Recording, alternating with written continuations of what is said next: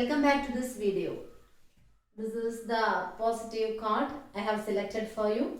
That is, uh, you don't find happy life, you make it.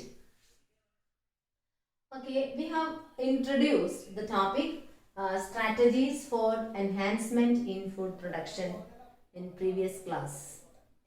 Yes, we know the important methods or the important strategies to enhance the food production are animal husbandry, plant breeding, single cell protein, and tissue culture. Not only this, there are some other strategies that is in the molecular level. About that, we can study in the next chapter. Then, animal husbandry includes management of farm and farm animals. They are dairy farm management and poultry farm management. That we have completed both this dairy farm management, poultry farm management, and also about the animal breeding. Then the other strategies coming under animal husbandry are beekeeping and fisheries. Then the topics to be covered in this session, I think one is beekeeping, fisheries and plant breeding. Out of this plant breeding, we have to study two methods are there. One is conventional breeding and mutation breeding. We can study about the biofortification later. So let us see what do you mean by beekeeping, fisheries and plant breeding. Beekeeping, otherwise known as apiculture. APICULTURE.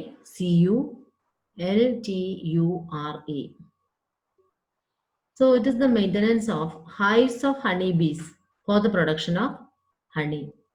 It has been an age-old cottage industry. Honey is a food of high nutritive value and also find use in the indigenous system of medicine. Honeybee also produces beeswax, which finds many uses in industry, such as in the preparation of cosmetics and polishes of various kinds. See, most common species that can be used in this beekeeping, that is Apis indica, APISINDICA. So we all know honey is a food of high nutritive and medicinal value. And the other important thing regarding this apiculture is it can be practiced in an area having sufficient bee pastures of some wild shrubs, fruit orchards, and cultivated crops. Then, what are the points or the following points are important for successful beekeeping? It includes knowledge of the nature and the habits of bees, selection of suitable location you can see here, catching and hiving of swarms means group of bees, management of beehives during different seasons, and handling and collection of honey and bee wax.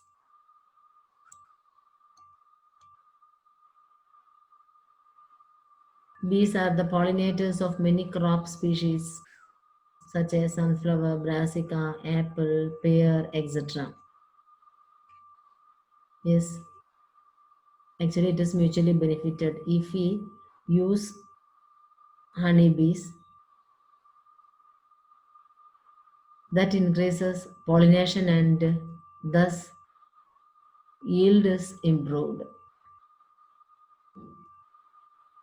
Look here, the other aspect of animal husbandry, that is fisheries. Fishery is an industry devoted to the catching, processing, or selling of fish, shellfish or other aquatic animals, not only the fish, shellfish or other aquatic animals. A large number of our population is dependent on fish products, and other aquatic animals such as prawn, crab, lobster, edible oyster, etc. for food. So different types of aquatic animals you can see here. Fishes are there, crab is there, prawn is here. Yes, all these are edible. Out of this, some of them are growing in fresh water like catla, rohu, common carp, rohu, then Indian carp. Then some of the fishes are living in seawater, those marine fishes. They are known as marine fishes. Pomfret, this is mackerel, sardines, and hilsa.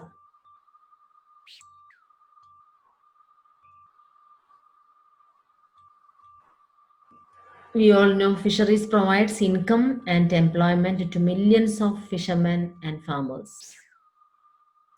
Aquaculture, farming of aquatic organisms, and pisciculture, farming of fishes, are the techniques to increase the production of aquatic plants and animals.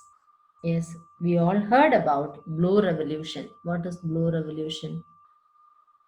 Like green revolution, white revolution. So here, blue revolution is the development and flourishing of the fishery industry. So this is the last content of the animal husbandry. Then the next part is plant breeding.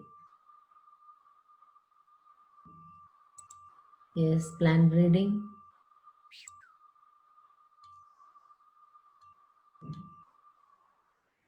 What do you mean by plant breeding?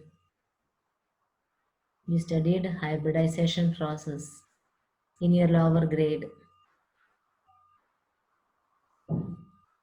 Based on the smaller classes syllabus, you have studied plant hybridization. Yes, what do you mean by plant breeding? It is the manipulation of plant species to create desired plant suitable for better cultivation, better yield, and disease resistance. Previously, we have studied about blue revolution. Then, what do you mean by green revolution? The development and flourishing of the agriculture. It was dependent on plant breeding. Classical plant breeding involves hybridization of pure lines and artificial selection to produce desirable traits.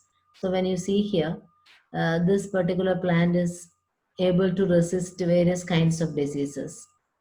Suppose you imagine this is the male, then another plant that is the female. Imagine this is the female, and what is its quality? Its quality is better flavor. If these two combinations, if these two characters are combined, the progeny, we can see the two qualities among the progenies, which are they disease resistant and better flavor. This is one of the example. Like this, we can produce based on our desire, which trait we desire. Select the male plant as well as the female plant and allow them artificial pollination. Actually, this is the basic principle of plant breeding.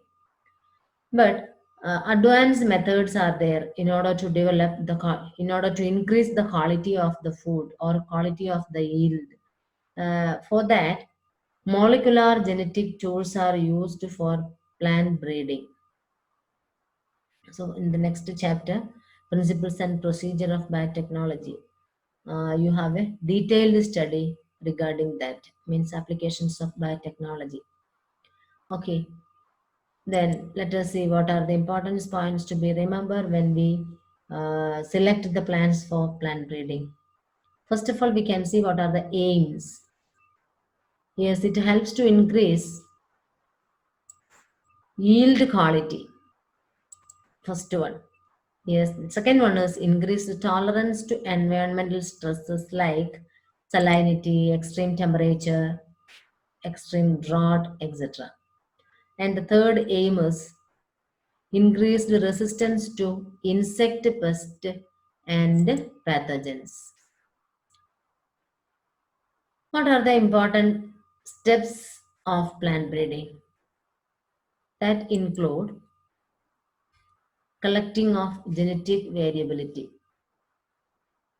Suppose we are selecting a pea plant or we desire to produce a pea plant that has better yield. In order to produce that uh, better yield, first of all, we should collect the various types of pea plant. That is the meaning of collection of genetic variability. Actually, that type of collection is known as germplasm collection. Second one is after collecting the variability or different types of pea plants, as I said earlier, we are considering pea as the example. First, second one is evaluation and selection of parents. Among the pea plants, we have to evaluate which one is the desired quality. Third one, cross hybridization of selected parents. For this, so many other processes are there like emasculation, bagging, etc.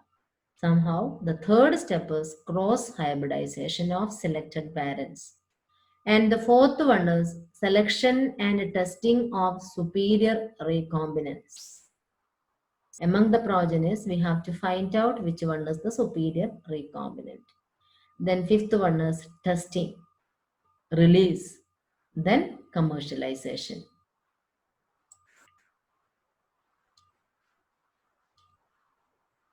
So we can see the details.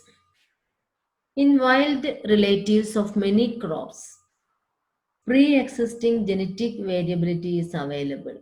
So collection of genetic variability, you can see that among the banana there are different varieties. Okay, among this carrot we can see different varieties. Among the pea we can see the different varieties. So this is the meaning of collection of genetic variability. So here you can see the entire collection of plants or seeds having all the alleles for all genes in a given crop is called germplasm collection. Okay, then what is the number two or the second one? Second step, evaluation and selection of parents. Among this, we have to evaluate. We can see this as the example. Among this, we have to evaluate and select which one is our desired quality. That we have to evaluate.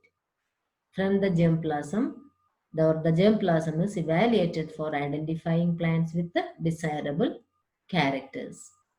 And third one, cross hybridization. It is the process in which desired characters are genetically combined from two different parents to produce hybrid plant. So here one example is given, high protein quality of one parent is combined with the disease resistance from another parent. So the produced progeny is known as hybrid that we have studied. So the two qualities we can see in that particular progeny. Then what is the fourth step? But before that, here in the third step, there is a limitation. It's a time consuming and tedious process. Hybrids may not combine the desirable characters. It is not sure.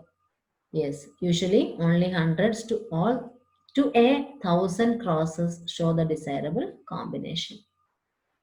Then fourth one, selection and testing of superior recombinants.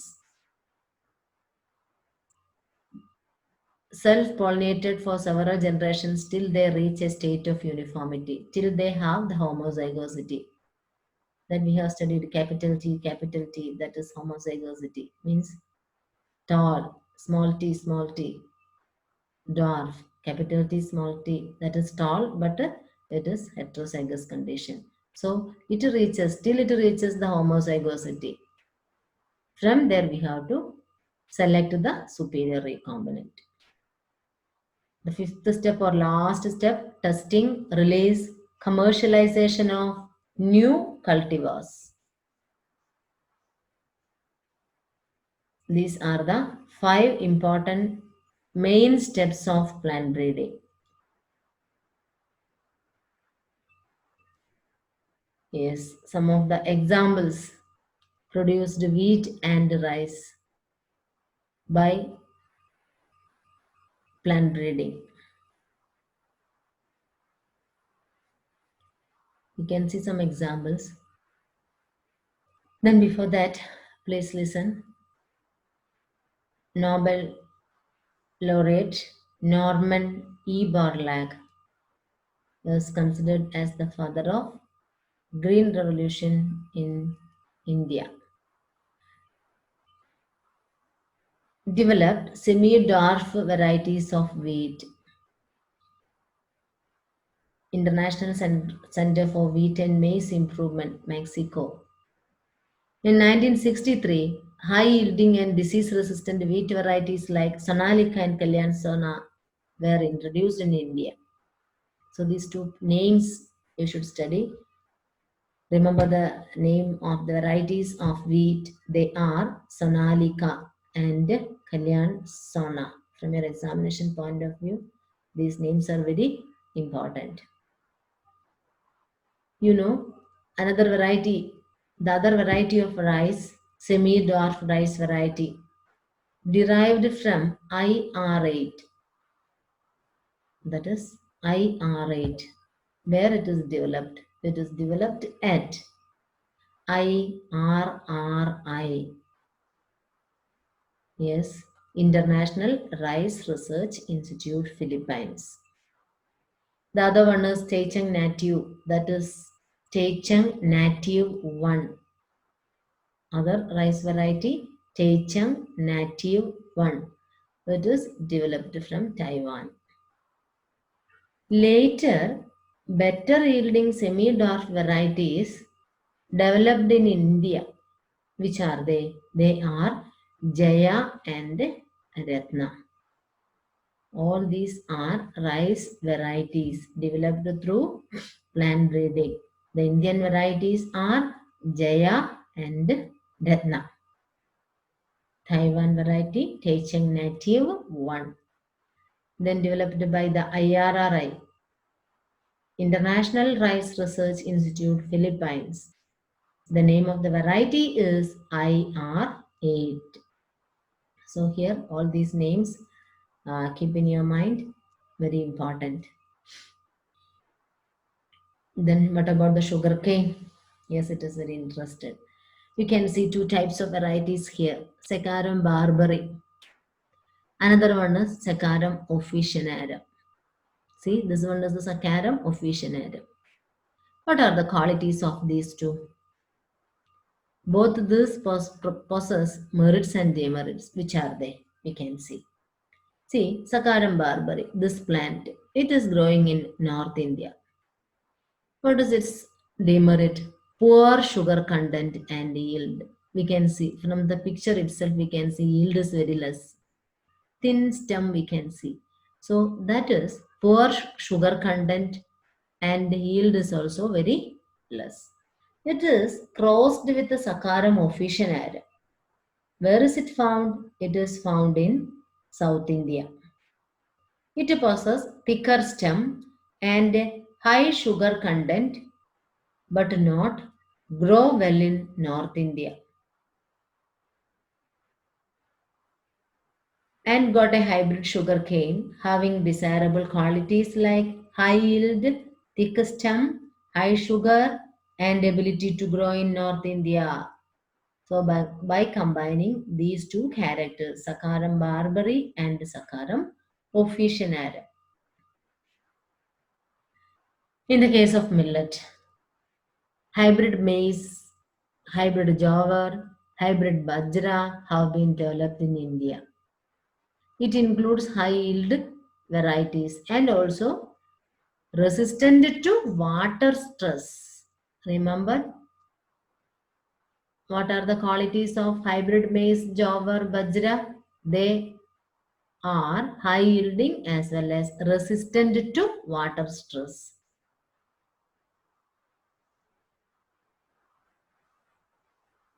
Yes.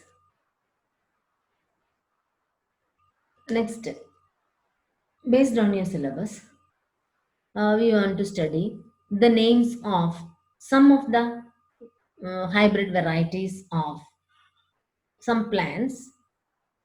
They are resistant to disease, and also some of the hybrid varieties of the plants, they are resistant to insect pest. In your NCRT book, there is a table given. Based on the table, you can understand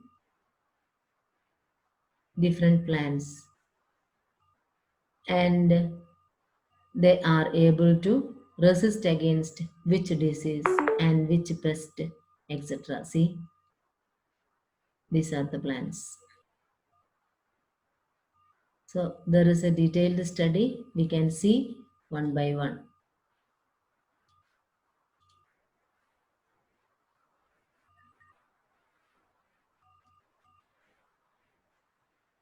Plant breeding for disease resistance. From this picture, it is clear this leaf is affected by a kind of disease. All these, the here the fruit is affected. Here also fruit is affected. So plant diseases cause crop losses up to 20 to 30 percentage, sometimes even total. Disease resistant cultivars enhance food production and helps to reduce the use of fungicide and bactericide. That means if we develop some plants, they are able to resist against disease. Yes, fungus, bacteria, etc. cannot attack the plant. Then what are the different types of diseases? Fungal diseases are there. Example, rust, brown rust of wheat, red rot of sugarcane, late blight of potato. Pictures we can see brown rust of wheat, red rot of sugarcane, late blight of potato. These are the fungal diseases. Yes, usually we all know this by seeing the leaf. They are affected by some kinds of microorganisms because we are getting less yield. They shows standard growth, etc. Then another bacterial disease, black rot of crucifers. Crucifers means brassica coming under crucifer as well as cauliflower, cabbage, etc. found in this crucifers. Viral diseases, example, tobacco mosaic virus, tobacco mosaic disease, turnip mosaic disease. So, three different types of microorganisms are attacking plants like fungus, bacteria, and virus. And these are the various examples. All should remember the name of the diseases. Brown rust of wheat, that is fungal. Here there is a clue to remember. Fungal rust is the name of a fungus. You studied in first year. Then red rot of sugarcane, late blight of potato are the fungal diseases. Black rot of crucifers, tobacco mosaic is a viral disease. Turnip mosaic is also a viral disease. Mosaic disease is a viral disease. Not only these diseases, there are many names of the diseases, and there are many plants affected by all these kinds of fungal, bacteria, viral. Not only this, tobacco, turnip, wheat, potato, etc. Okay, I think you have got an idea about the various kinds of diseases. We know that among us there are so many diseases caused by microorganisms. Similarly, plants also have some diseases. That's all. Then, how do we overcome? In order to overcome this, we can use, if it is a fungal disease, we can use fungicide. If it is a bacterial disease, we can use bactericides, etc. What about the viral diseases? There are also some chemicals are there. Then, in order to avoid all these kinds of chemicals, we develop some plants. They are able to resist against some diseases by using plant breeding method. There are two important methods in order to develop disease resistant plant. The methods of breeding for disease resistance are, one is conventional breeding technique and the other one is mutation breeding. Let us see one by one. Conventional breeding technique. What are the steps? Yes, the steps we studied already. In the previous slides, we went through all this: germplasm collection, hybridization, selection and evaluation, then testing and release. By using the conventional breeding technique, some crops varieties bred by conventional method, which are they? So we have to study the varieties of wheat, brassica, cauliflower, cowpea, chili. Then what is the quality of this variety? Here you can see Himgri variety of wheat that resist leaf and stripe rust, hillbund disease. The variety of brassica named Pusa sorne or Karanrai, yes, that is able to resist white rust. Cauliflower, the variety of the cauliflower, two varieties are there, Pusa shubra and Pusa snowball, K1. These two plants are able to resist against black rot and curl blight black rot. The plant cowpea, a variety named Pusa comal. This plant is able to resist against bacterial blight. The variety of chili named Pusa sadabahar. This plant is able to resist against chili mosaic virus, tobacco mosaic virus, leaf curl, etc. So here, from your examination point of view, they may be asked the table, they will give this table. In between you can see you have to fill up only blanks we can see, so that it is very important we should study the name of the variety of each plant. Okay, write and study the name of varieties.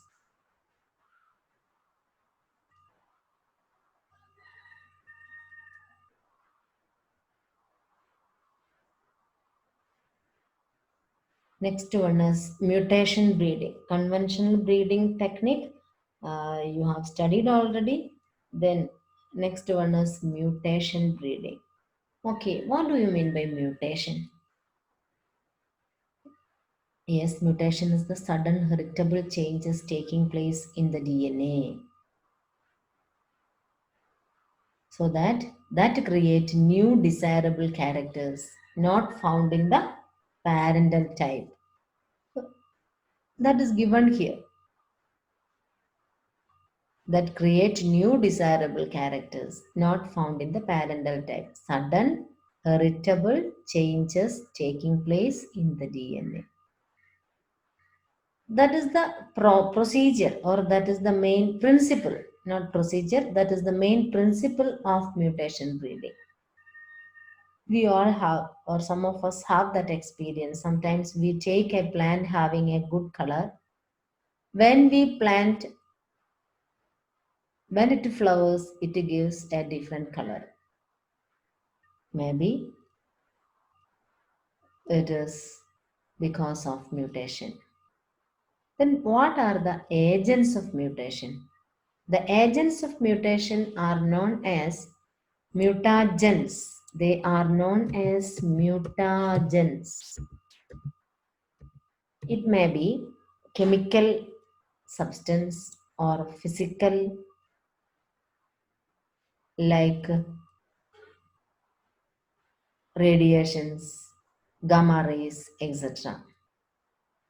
Chemical mutagen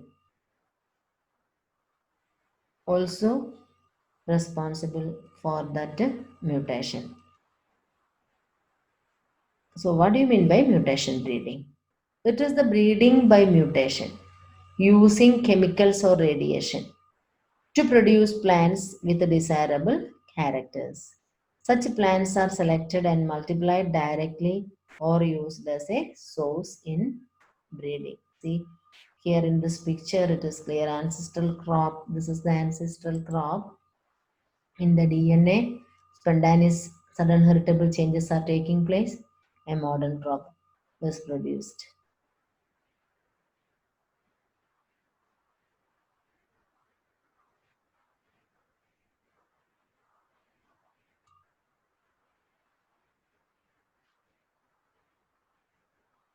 One example is given there. Before that, I have to clear all drawings. In mung bean, this is the mung bean. Resistance to yellow mosaic virus and powdery mildew, resistance to powdery mildew, were introduced or induced by mutation. Resistant genes from wild species have introduced into the high yielding cultivated varieties. Another example, bindi. Bindi means lady's finger. This is lady's finger. Scientific name is Abelmoschus esculentus. See the spellings. How do we write the genus name, species name? In this particular area, also give extra attention. In Bindi, resistance to yellow mosaic virus was transferred from a wild species and it has resulted in a new variety of Abelmoschus esculentus. The name of that new variety is Parbani Kranti.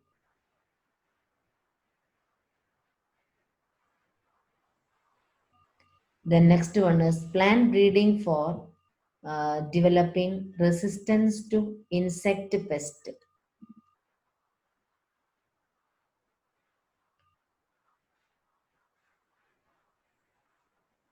Yes, if uh, there is a pest to attack a plant, it has some qualities. Means they can easily attack a plant if there is no any resistive mechanism like morphological, biochemical, or physiological characteristics give insect resistance in host crop plants. You imagine a plant is having hairy leaves so that some of the insect cannot attack it. Actually, which all insects are not attacking? Just it's in cotton. It is because of hairy leaves. Then beetles in wheat plant because of the presence of this hairy leaves. Then some of them possess solid stems in wheat, led to non-preference by the stems of fly. This insect may not be attacked.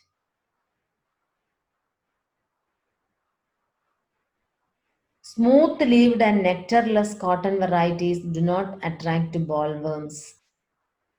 High aspartic acid, some of the biochemicals, high aspartic acid, low nitrogen, and low sugar content in maize leads to resist maize stem borers.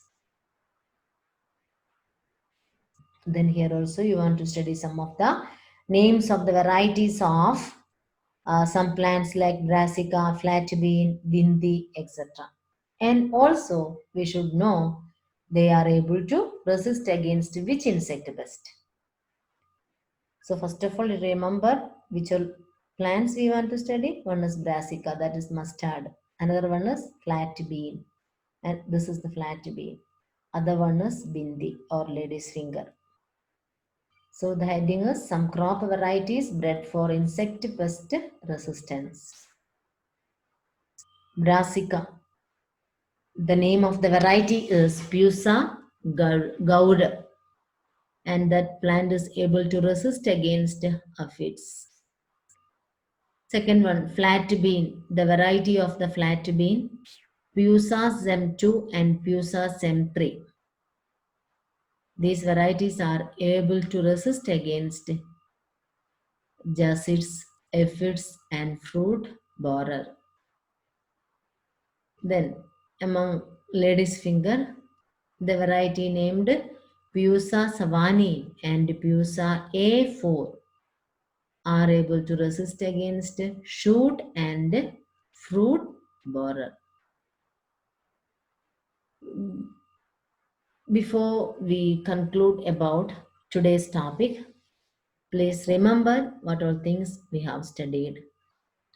We have started with the remaining part of the animal husbandry like beekeeping, fisheries, etc.